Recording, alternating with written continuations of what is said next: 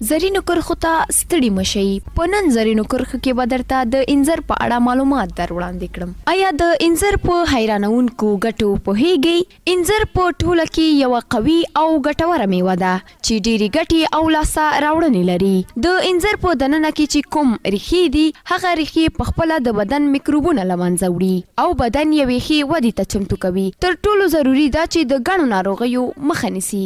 هغه کسان چې د سرطان په ناروغۍ اخته دي، د انځر خوړل دي ضروري وګڼي، ځکه د دې خوړل د سرطان ناروغۍ کې کموالی راولي. څېړنو دا ثابته کړې ده چې هغه کسان چې د هر ډول شیانو سره حساسیت یا الرژي لري، نو په اونۍ کې د یو یا دوه ځلې انځر استفاده کړي. د انځر پوست په خپله د میکروب ضد خاصیت لري. هڅه دا وکړئ چې تل یې وکاروئ او ارزښتمنه یې وګڼئ. بله دا چې د ښکلا راز پکې هم شتون لري. که په مخ باندې مو تور خالونه، تیر سرۍ، داغونه، د مخ ګونځې لرئ، نو فکر ورته مه کوئ.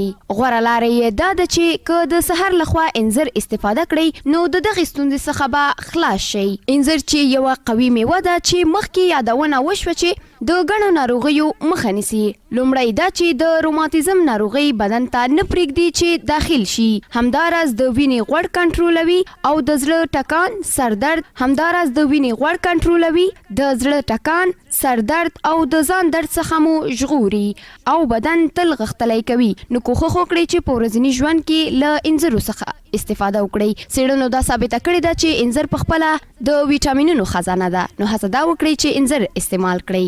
د نن زرینو کرښې مو پر همدې ځای پای ته رسیږي. تر بیا ښه وخت، د الله په امان.